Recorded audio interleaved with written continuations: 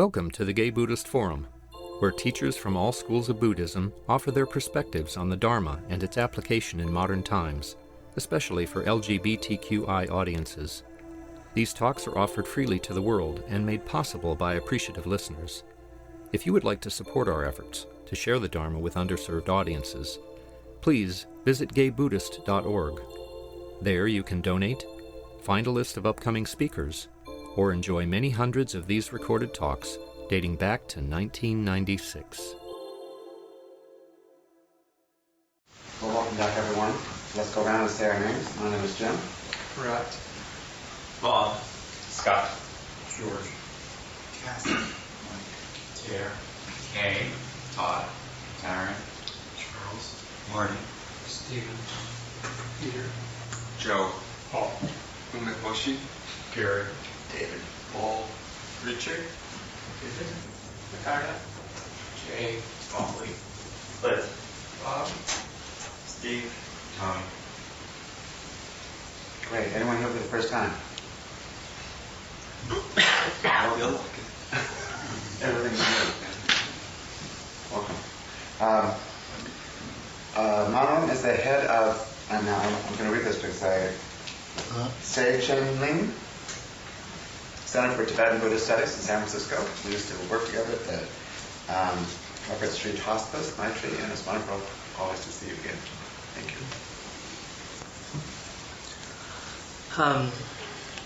I've been reflecting on what actually to talk about in terms of kind of the last couple of weeks and where we've been, certainly as a country. And I thought I'd actually just preface on a prayer that we do as Buddhists called the Four Immeasurables. And they're kind of interrelated anyway. First line is, may all beings have happiness and the causes of happiness. Second line is, may all beings be free of suffering and the causes of suffering. May all beings abide in bliss, and may all beings abide in equanimity, free of bias, attachment, and anger. And I thought that would be a good way to kind of begin the discussion for this morning. The first two kind of really go hand in hand, and then really bring in the fourth one as well. May all beings have happiness and the causes of happiness. And I think for me personally, when we can say these things, these words, we can think about them, and kind of, in many ways, they become quite nice in the ideal world, but how do we put them into practice in our everyday life? And that's the part that gets a little bit tricky. What does it really mean for all beings to have happiness? And how can I, myself alone, create the causes for others to have happiness? And so we always have to bring it back internally to how we can relate to it, and then look at our own examples. And it's tough. It's just this constant kind of re-examination of our actions, of our thoughts. Because when we say may all beings have happiness, there's a critical word is they're all beings. It doesn't exclude anyone. It doesn't exclude those who don't agree with us. It doesn't exclude our president. It doesn't exclude the Secretary of Defense. It doesn't exclude bin Laden. It includes everyone. And so it's a tough job to really, really want all things to be happy. Even our partners, to really want our partners to be happy. It's very, very tough to give up completely, and I think this is probably the key, is to surrender. Surrender ourselves. Surrender this sense of I, this strong sense that comes up, for the happiness of others. I know Venerable Saraswati, who's given talk before, and was one of my teachers, she talked about the experience of taking care of her mother when her mother was sick and dying, and how challenging even that is, just to work for the happiness of one being, much less all beings. And so we kind of keep on, we're all in this together. We have to just keep trying to find ways in our everyday experiences to make this kind of ingrained in us, to change the habit of thinking of the I and to think of the happiness of others. And it's not easy. We're kind of challenged with it every day. You just pick up the newspaper and you're challenged with that idea. All beings want to be happy. We can relate to that. We ourselves think about it every moment of our day, wanting to be happy. No one wants to suffer. Everything we do, whether it's going to Starbucks for that coffee, is for our happiness. Buying that new car, that new TV, and getting involved in that new relationship, it's all for our happiness. And moment by moment, that's, everything we do, the foods we eat, places we go, the things we watch, it's for our happiness. And so we need to look at that and then extend it for the happiness of all beings, because everyone is similar in that respect. Everyone wants to be happy.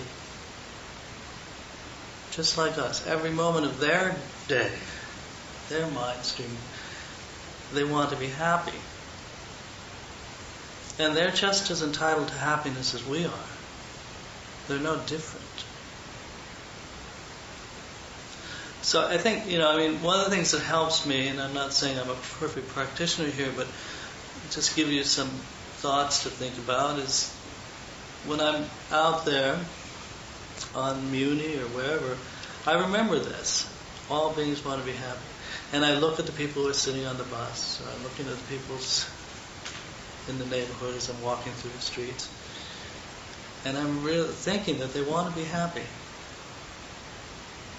And instead of the initial judgment that comes up about, maybe they have addiction problems, or this or that, or they're not wearing the right clothes, or maybe they have too much money, or all kind of little stories that go on in my own mind, the ones that I've kind of habituated to tell myself, I think about how they want to be happy.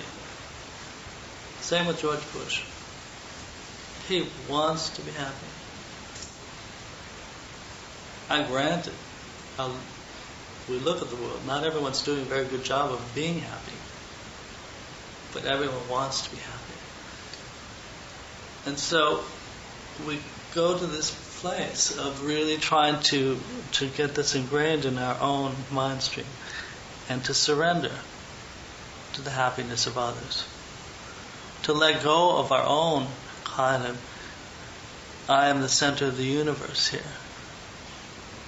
and only my happiness is important. Because that is really the causes of most of our problems. Us being the center of that universe. Because what happens is that somebody comes along and disturbs our happiness. Disturbs our view of the way things should be.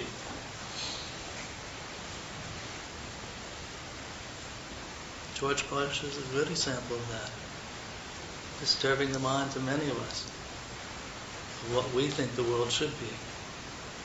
And it's not necessarily that we don't have a good idea what the world should be. But it's not helpful to let our mind get disturbed when it's not the way we think it should be.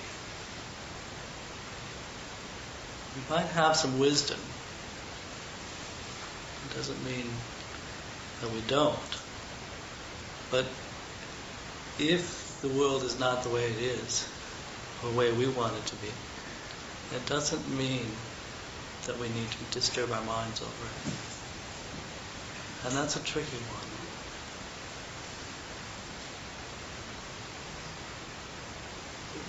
I went to a talk earlier this week by Robert Thurman on the subject of anger, and how, in fact, that this is one of our most difficult mental issues to deal with.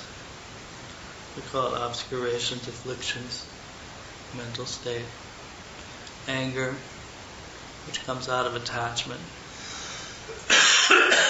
Because anger is just the mind that's not getting what it wants. It's a state of mind that's not getting what it's attached to. Or it's getting what it doesn't want. And so if we reflect on that, we see that that's true in most cases here. When we look at things, when we really break it down, when we reflect on our own anger or when it arises, it's really because we're not getting what we want, or we're getting something we don't want. And this anger state is not very helpful, not for us nor for the other side, those who are on the receiving end of our anger. And it disturbs our own mind. We just have to be real about that. Think of the mind of love and think of the mind of anger. Which would you rather experience? Okay. And then by the harm we inflict on others eventually comes back to haunt us within the law of cause and effect. So all beings want to be happy. It's our practice to bring them happiness. It's our practice to relieve suffering and to wish to relieve suffering, to take away others' suffering. It's our practice to try to be in bliss. This is more the higher states that we develop with single-pointed concentration. Developing a valid way of seeing the world. And the last is to abide in equanimity, but this is very related to the first two. Free of bias, attachment, and anger. It's through this sense of I that we start to distinguish between this and that, mine and yours. The sense of I that the Buddha said was at the beginning of all of our troubles, all of our suffering. So the moment you start believing in this I, the moment you have a separation between this and that. And the moment you start having a separation between this and that is the moment that attachments. You're attracted to some objects and you have aversion towards others, objects and people, beings. And so then, because of that, then you engage in mental actions or physical actions because you start to grasp at certain things and to push away other things. And through this grasping, we create these actions that only bring about our own suffering. Through attachment, we create this kind of cycle of habituation to be going after this object. Okay. And then we have a habit that controls our mind around it. For those objects we don't like, because of our attachment to not to something else or to not wanting those, we get angry, and this anger develops, and it has its own consequences. We just need to look at the world, and we can see how attachment and anger really are causes of what the state of the world that we see. It's through greed that we're destroying, attachment, through aversion that we destroy, anger. So these aren't solutions, but we really have to work with it within ourselves. And we have to find some way of bringing it into practice just in our daily life. Not just to kind of think about it when we're sitting on a cushion, but to somehow bring it into the way we relate to people, the way we do our jobs, the way we eat and sleep. To somehow bring that All beings want to be happy. No one wants to suffer. To bring it into our very core of our very being, those thoughts, continually, over and over again. It doesn't mean being a passive doormat, and I think that's what Robert Thurman's talking about. He was very clear about finding. Actually, he's very humorous to get us to reflect, because most of us are not particularly happy with the results of the election. And so there's this sadness, depression, and even anger that arises for many of us. I know personally, I was on the internet yesterday looking at the sometimes I use the internet to get news about from like BBC or some of these other sources about what's happening out there. And I think of what's happening in Iraq and all the violence and the suffering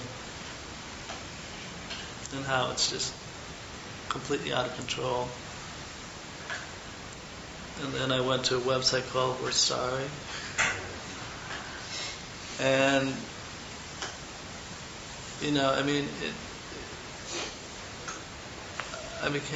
tears came to my eyes. That just, we're not alone. There are people who share the pain. But at the same time, there's this kind of this sadness that develops of all the suffering that's happening, and how it really doesn't have to be this way. It really doesn't. And I think that's a sad part. But it's not a sense of anger, it's a sense of compassion.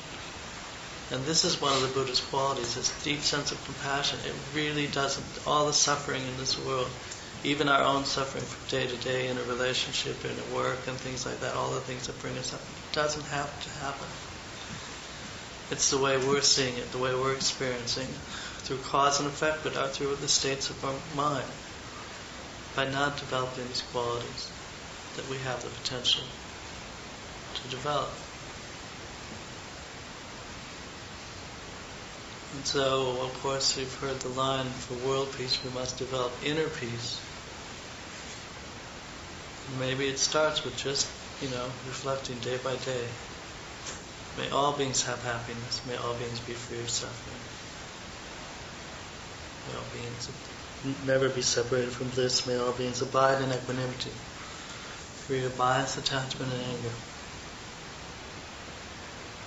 But take them and make them real for you. Not just at the beginning of the day, but throughout the day.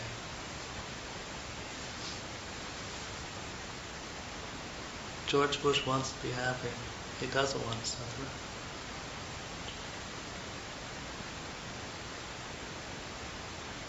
Difficult, but anger is not going to help.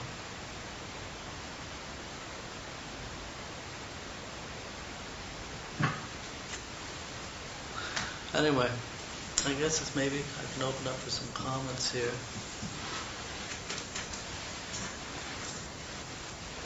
Right there, go. The distinction, what do you think of the distinction between wishing for the happiness that Buddha discovered, that happiness, and wishing for someone that they attain those things which they think will bring them happiness? I don't wish that, Bush's agenda gets realized so that he will be in this endless cycle of what he claims to be happiness, but which is not. Okay. I understand your point. There's two ways of looking at that. One is that, on the one hand, when we do think of happiness, there is kind of behind that the ultimate sense of happiness, which is achieving Buddhahood. And that in the long run, we know these things. I mean, a new car is not going to make us happy. George Bush, even if he got his agenda, he wouldn't be happy. It's just it's impossible for that happiness to be fully achieved. So, on the other hand, this practice is about us. This practice is about us and our wishing and our realizing that others want to be happy and we want them to be happy. It's kind of looking at that internal, what does this mean for us? And this kind of creating in your own mind stream this wish that others be happy, to get away from this sense of I. So the practice is kind of just as trying to also whittle away at that real strong sense of I, because now you're wishing others to be happy, trying to get rid of that self. So just one follow-up is that I wish him happiness, because if he were truly happy, he would be harmless.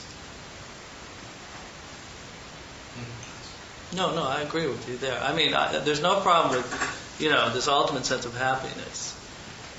And you don't have to... but I think, again, my point too is like, not to create all these kind of parameters about somebody else's happiness and you determine your view of what that happiness is.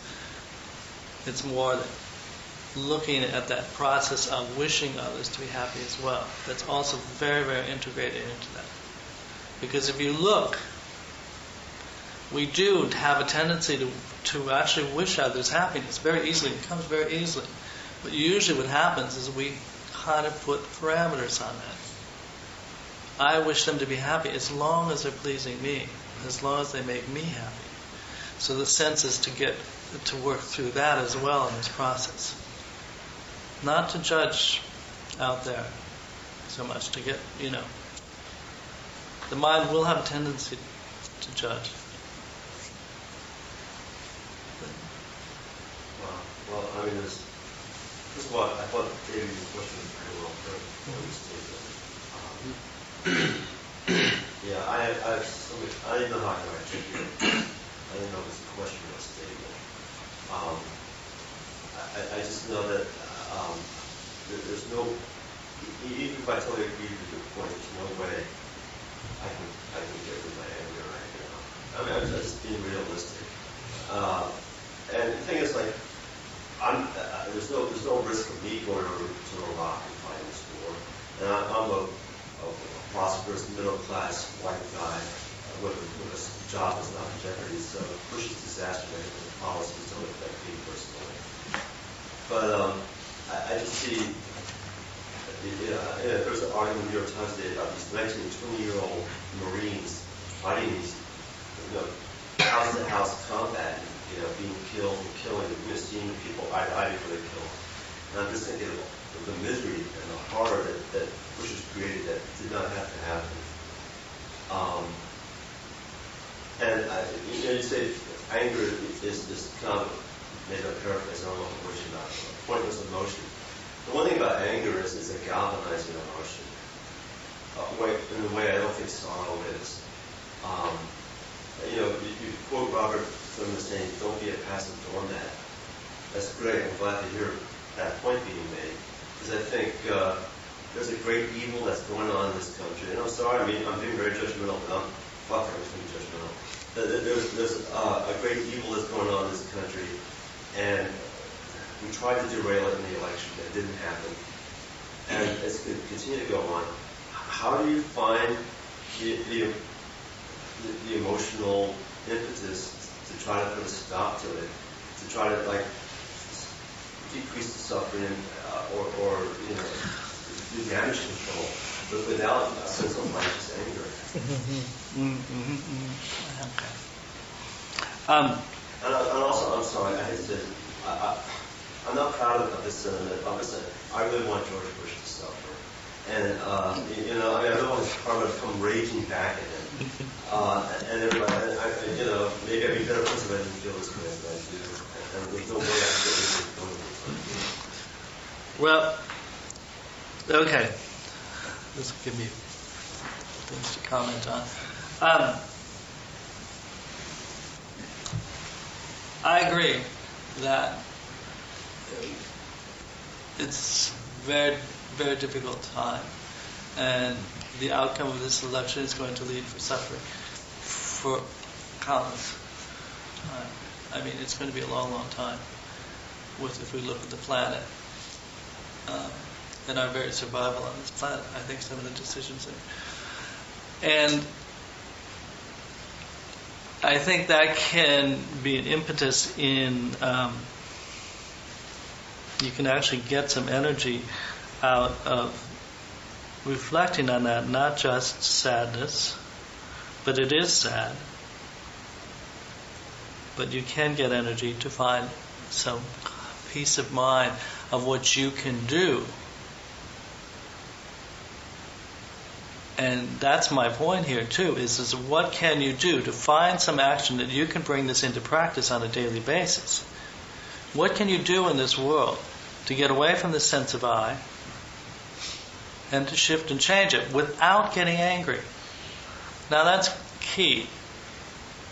And Robert was very clear on that too. I mean, think of a mother who's protecting her child from sticking its hand in the fire. There's strong energy there, but there's no anger. And the problem we have with anger is it just goes into the cycle. And that which you're accusing the other side of having or of not being justified in having is something you yourself are exhibiting. And you know that when you're teaching a certain kind of ethics or morality or way of being, you can't exhibit the same behavior that you're telling them not to have themselves. And so we have to work on our anger. We have to, anger doesn't mean we don't have energy to be social justice workers or whatever. You can still be very involved, but the moment that anger takes over, and this was very clear, the moment that anger starts to kind of take over, you withdraw for that moment. You analyze it. You look at that. You look at what it is that's creating that anger. It's your attachment to certain things the way they should be. And no one's saying that your way is necessarily wrong, but anger is not a solution. It's very, very clear that anger is not a solution. We may never achieve the kind of ideal that we're expecting in the world. We're up against a lot here. But anger is never going to be a solution.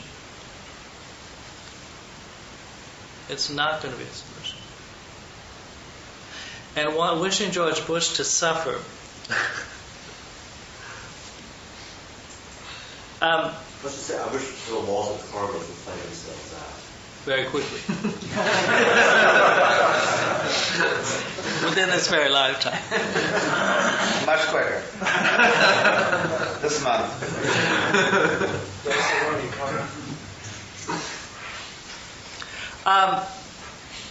It's not a helpful thought to wish someone to suffer at all.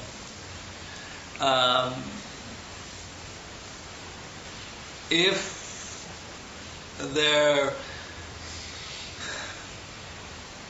we could wish them to have the experience that would gain them the wisdom to understand that what they're doing is hard. It may take a big spanking. Yeah.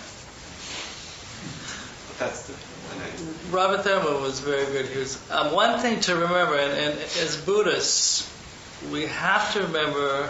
We don't. I'm not telling you have to remember, but as Buddhists, one of the basic principles is this life to life to life, this continuous stream, and that we have more than one lifetime, and we've had more than one lifetime, and we will have future lifetimes, and George Bush will have future lifetimes. And he's creating so much suffering for himself in all those lifetimes. You don't even want to think about the suffering that he's going to have.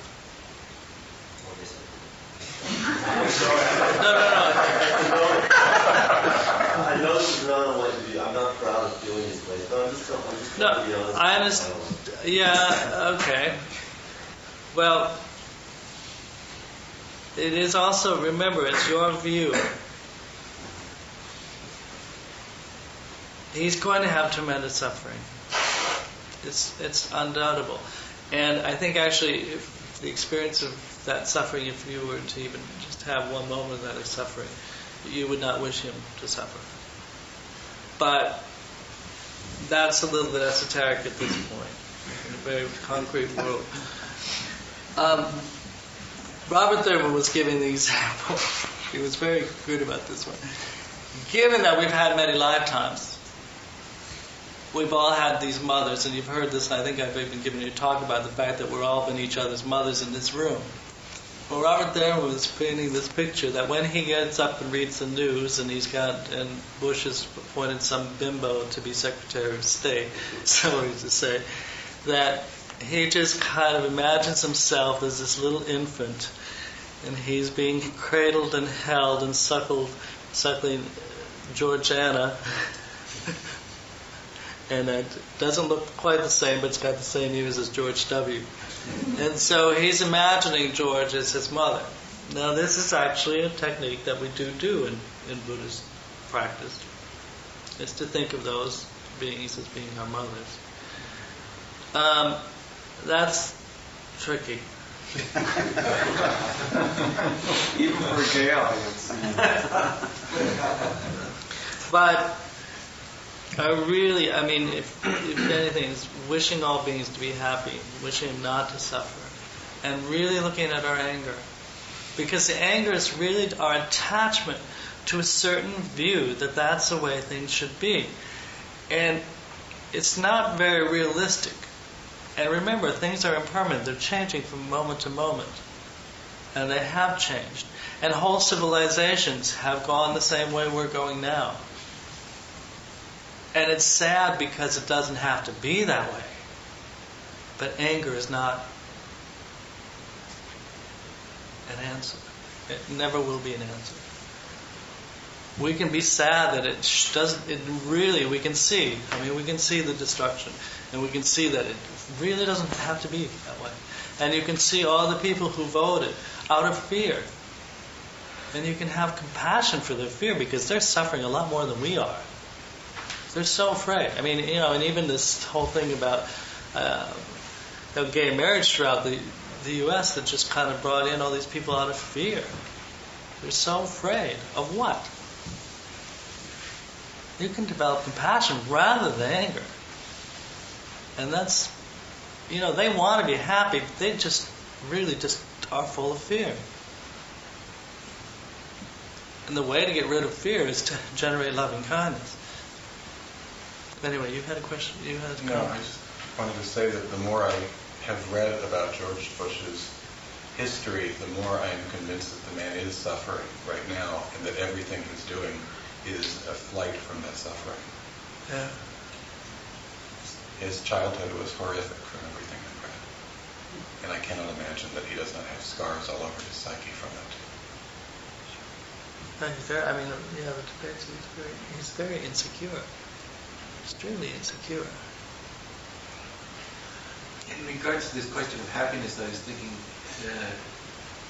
this morning that when I was in therapy around my first relationships, I remember at one point being very distressed. I'm a nice person. I considered myself nice looking, and I've got a lot to bring to the table, and this man doesn't love me, and it's not fair, And I remember the therapist said, "Well, who told you were entitled to have somebody love you, given the criteria that you just outlined, And And then I took a course in sobriety and sexuality from a guy at Extension who's actually spoken here, and I can't remember his name. Rochi, sort of comes to mind, David. And he went through, he had like 7 core beliefs that cause us suffering. And one is that we're entitled to happiness. That there's some sort of entitlement that we each feel. You know, in fact, it's even said in New Age, we're entitled to be happy, you know, meaning, and what it usually means is we're entitled to have what we wish for. And it's very hard for me to divest myself of that core belief of entitlement. But it sure does cause a lot of suffering. And, you know, I feel that I'm entitled to have a government that is the most enlightened, that is the most socially conscious, or even that's more enlightened and that's more socially conscious. I somehow really still have a core belief that I'm entitled to that. And I think I can operate better assuming whatever role I choose to take in making people not suffer and in making other people's lives more pleasant, if I divest myself of that core belief. Oh, I thought that was God.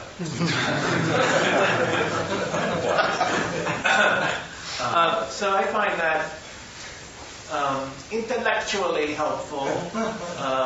On a gut level, I think sometimes it's there, but it's extremely elusive, to say the least. Could you?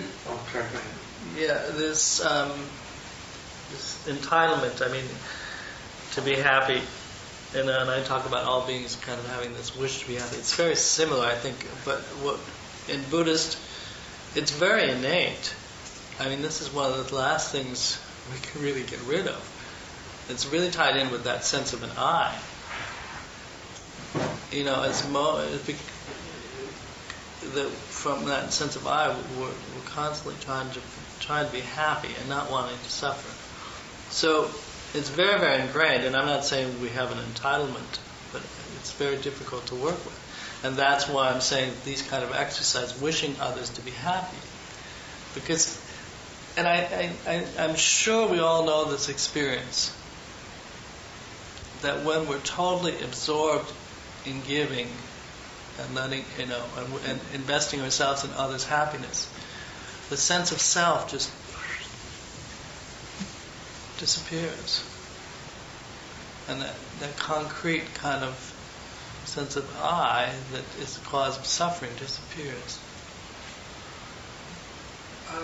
Not all that long ago, we get some emails with different quotations and thoughts. And I believe there was one that talked about Mara not being upset when an element of truth was discovered by someone because he knew that it would become a belief.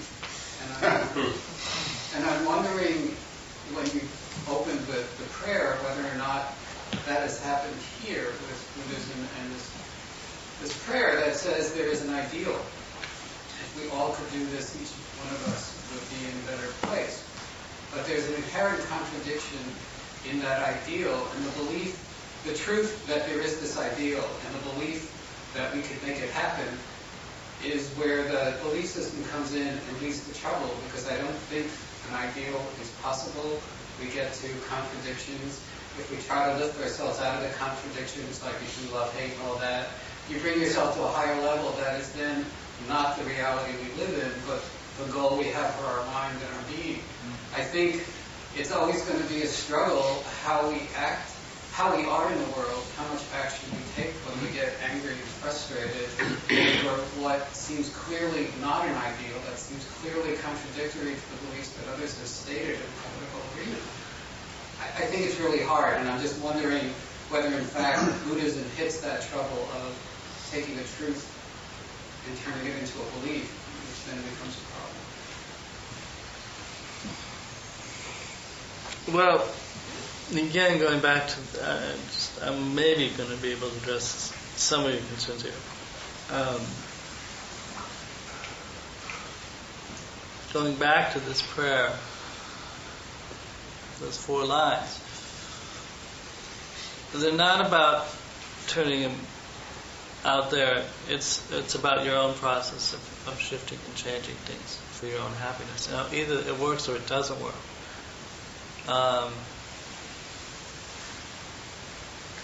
And I'm just trying to give examples in terms of how it might have have shifted some of my experiences, or that how I can try to bring it into practice on it, and maybe share that with you in terms of because I do think, and that's a belief that I have, that it is effective.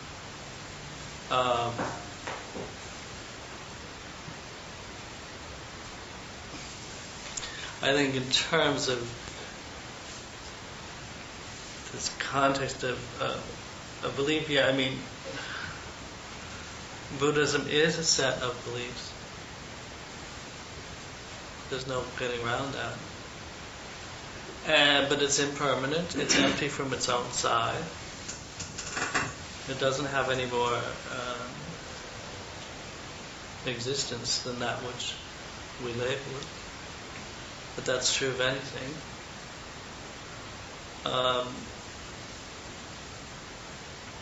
It's inherent in that it's going to be, I mean, it's real that it's going to be a belief system. And so I don't think we can actually get away from that. But again, it's how we as individuals kind of can take these beliefs and work with them for ourselves. If they work, if they make sense, we check up and they can work for us, that's fine. If they don't, then it's okay too. But I would take Clint on in terms of his anger. I don't think that's a solution. I'm not saying he's not justified in feeling frustrated and things like that. But ultimately, as a solution, I cannot see it as a solution, because I deal with my own anger. I deal even within a Buddhist center. Things don't always, it's the same thing. Some people have a different view than I do on how things should be, just like in this country. So even in a Buddhist center, anger can arise. It's no different. And that's why I'm trying to get you to kind of bring this stuff down into your regular day-to-day life, because if you can come to a peaceful state of existence within your own mind and within your own kind of smaller sphere, you will accord world peace. You will bring about world peace. I think the biggest solution we have is to develop these qualities within ourselves. To me, that's the most powerful solution. Because, and I'm not saying that I'm anything big here, but I do know that I have, when I'm out there, that sometimes I can affect other people, both good and bad. So that effect that we have on others is just going to multiply out. And so if we want to change the world, we really look first at changing ourselves, and the world will follow. Back in the 60s, we said, think globally, act locally. And clearly that's what you're suggesting, emotional and spiritual. World peace begins with inner peace. That's another one that's just over and over again. And this 4-line prayer is just one example to kind of work with. Yes. I think the helpful thing I heard was there's an energy that arises that we quickly label anger. And I think the problem is our poverty of vocabulary here. The initial energy that arises, if it becomes self-righteous or bitter or resentful, then that's ineffective and it actually alienates us. If it becomes a response to injustice, it's the energy that's the thing. I'm a junior high teacher. I have many opportunities to be angry every day. Kids will push buttons, and I'm aware that when the energy arises, I could go into a little drama, you're bad, scold them, which a lot of teachers do. Or I can play with the energy I believe you can do better than that. Mm-hmm. It's a whole different energy. But it came from the same spot.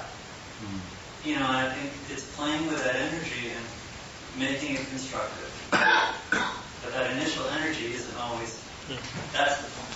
What's the motivation behind it? That's the question I have. It's like, if it's to benefit that person, of course. And you showed a very good example there. It's like the mother. The motivation is selfless. It's not thinking about the fact, that I'm getting angry because you're not doing what I want you to do. It's more, I have this energy because I have this selfless love for you. I don't want you to be hurt. So the moment we have the other side, which is, I have my view of how things should be, and these are not in accord with it, and so therefore I'm angry. That's a different story. But yes, if you want a world of peace, there's no wrong in wishing that world of peace. In fact, that's what this prayer is all about.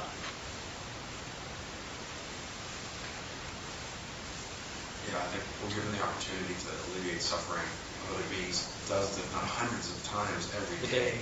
It's unbelievable if you pay attention. And, certainly don't all the time. But from something as simple as, you're in multiple traffic and someone needs to get in. If you just stop and let them go in, it's like amazing. They're like, thank you, and it's just stuff like that. And then that's multiplied many times in a day.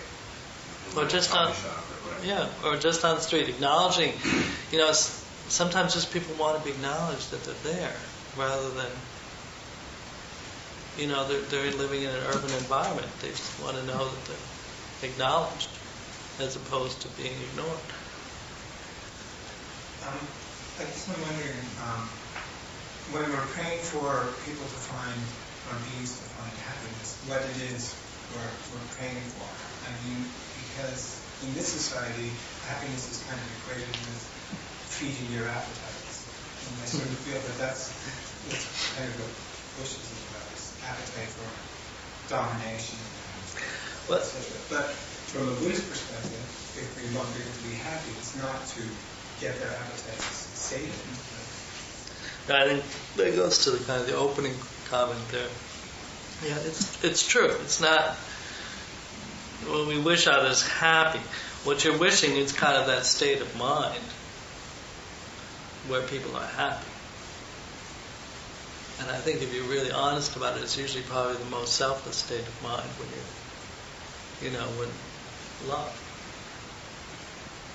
But again, the emphasis is about visualizing what this happiness would be out there. The emphasis is on in your own sense of wishing, from your heart, opening your heart up to wanting others to have happiness, wanting others not to suffer. It's the practices for you to, it's not just imagining what it would do to have that happiness, but it can be something as simple as letting somebody get in on traffic, or saying, not necessarily giving money to the homeless, but acknowledging that that person is a being, and they want happiness. They don't want to suffer. Rather than sense of just, I don't want to deal. I want to ignore that person. There's countless examples going on the bus. Certain bus lines in the city. It's just, you can open up. And you're not going to necessarily engage everyone. But you can use this prayer to open up and say, and you will find that you will shift something there. Because the mind quickly labels people. I don't like you because your color of your skin, because of the clothes you wear, how much money you have or don't have. We're constantly have this habituation to put people into all these different boxes. And on the basis of those boxes, we either like or we dislike or we don't care. And so this prayer, may all beings be happy, is just to kind of open that and get you away from that habitual tendency to put everyone into these categories. To remember that the person who you normally would think of as somebody I don't want to deal with is actually another being who, just like me, wants to be happy. It's you're just reminding yourself about that. It's not about defining what I can do to make them completely happy. It's about your own internal shift here as well. It's equally as important. Yes. Yeah, when I've had the presence of mind in my own life and the generosity or the courage to let go of my antagonism and actually wish someone peace, even though I was not feeling peaceful for it, but to go through the exercise. Not only, it doesn't just affect me, it's powerful. It's so powerful that I keep repressing that I know this, and I have to relearn it other times. But when I get clients to do it, they see changes in the world because of that moment. It is atomic. It's nuclear.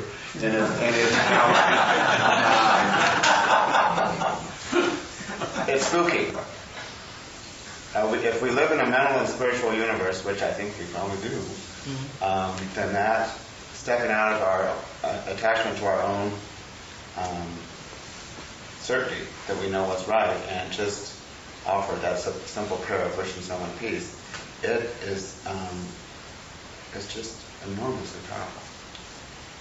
And I keep losing track of that. Thank you. Yeah, I think something's becoming clear to me that when earlier I was sort of confused when you were talking about George Bush wants happiness and wishing happiness, and then you be talking about how happiness is to be free from attachment and something like that. So I don't think that, if you asked George Bush, if you wanted to be happy, what would you want? He wouldn't say free from it. He would say, that whatever it is in Iraq and Iran and so forth. And so it's if I start thinking, I wish George Bush to be free from attachment, that's very different than for me to think I wish George Bush to be happy in his own terms. I'm not sure. I don't know if this is making sense. But No, it makes sense. And I think it goes back actually again to the opening comment. When I mean really wishing to be happy is not to start to spend a lot of time defining that happiness, except to maybe go back to, again, to your own sense of that moment by moment. Everything we're seeking is a sense of happiness. We want to be happy. Even being here is a sense of wishing to be happy, not wishing to suffer. So we're working on it. We're working on it just by being here.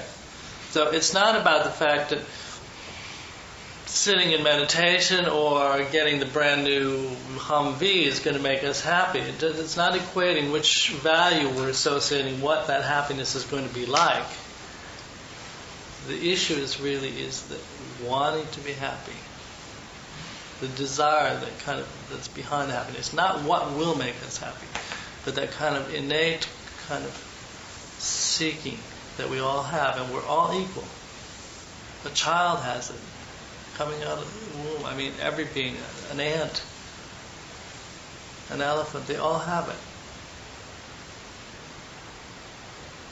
They all have it. Every being has it. And it's, and George Bush does really have it. He wants to be happy. And granted, we see, and I mean, we don't even have to go as far as George Bush, of how people are misguided in their efforts to be happy.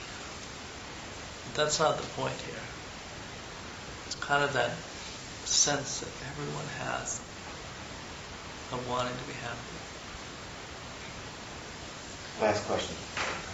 Yeah, I think it's important to remember also that George Bush doesn't necessarily think in terms of his happiness, because he was looking from outside agency, Jesus Christ to come in the future time to take care of this. So he's just probably concerned with the right.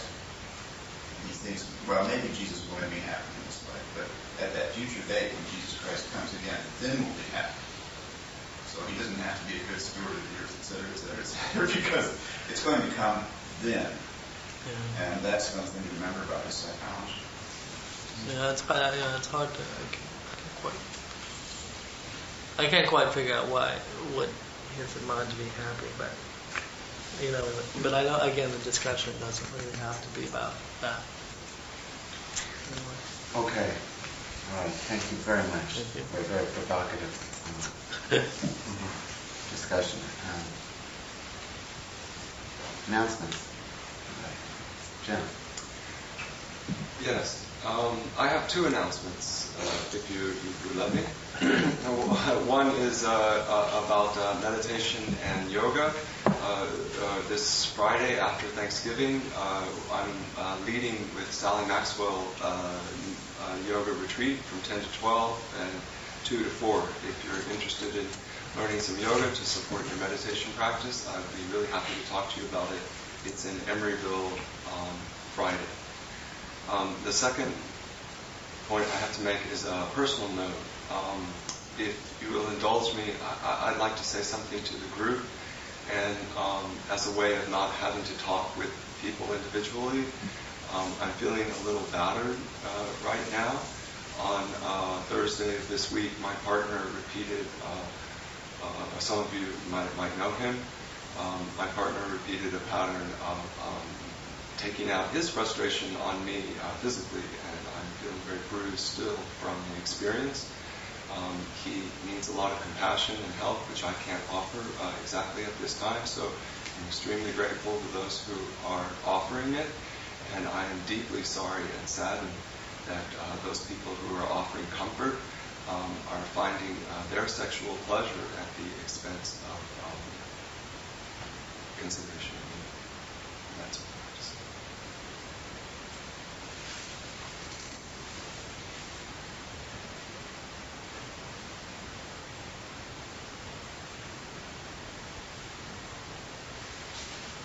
Is Kay here? Yeah. Hey, you want to announce your Thanksgiving? Oh, okay, sure. I wasn't sure what. It's time for another one. Yes, this Thursday, the UBF is having the Blood Thanksgiving celebration, and I'm hosting the event this year, and I'm in East Bay. And there's directions and also more information about the event out there. So if you're interested, just pick up the flyer. And one of the things we're asking people is to call me so that we can coordinate dishes better for Thanksgiving, so that we won't end up with 6 bowls of cranberry sauce and nothing else. So you can call me later, or you can talk to me after the meeting, so that we can better coordinate things. And if you also need transportation from the nearest BART station, my partner and I are more than happy to shuttle people between our place and the BART station. David. If anyone would like to host a potluck in December or January or even February, the newsletter will be coming out in for 2 months, so that's soon. So if you think about it and can tell me the day, that would be great. Yeah, and there's a steering committee meeting on Sunday, December 12th here. Their steering committee the steering committee meeting is a chance to shape the direction and the agenda of the fellowship, and your input is greatly appreciated. So it's we try to be pretty tough about getting out here at 1:30. We do it from 12:30 to 1:30 on the December 12th. Also, we have a new program committee, and we're going to begin on the 3rd Sunday, so that's a month from today, of December, having 3 monthly sessions specifically on meditation instruction. And we want to be drawing on the savvy, wisdom, and experience of people in this Sangha. So if you feel that you have something to teach us about meditation, please see me or David, because we want to be drawing on the wisdom from here about what we have each learned about meditation. And we're thinking about maybe having 3 Sundays, maybe 3 guys talk about meditation, and then us experimenting with what they bring in the session. So think about it. I mean, we've all received internal instruction about how to meditate that has kept us on our path. don't just follow formulas. And frequently we have great wisdom to offer other people. So please think about it. You'd be willing to share this with us in this context and let us know. Also, there's a sign-up sheet out there by the Donna Bowl, which we recommend be greatly filled this time of Thanksgiving, around $5 a pop per person, if you got it. And there's a sign-up sheet for anyone here for the first time or who would like to let us know how to reach you via email or address, and that's up to you. But we invite you to do that. Do we have a list today? Yeah. And I brought some stuff to eat afterwards for people hang out and stuff. And if you use a teacup, be sure to wash it out and put it on the rack. And the Donna Bowl. We have a Donna Bowl, which is, and we ask for a minimum $5 suggested donation if you can. And I think that's all. Great, let's get in a circle. Well, given that it's Thanksgiving, let us move to that place of deepest thanks within us that we want the whole world to feel.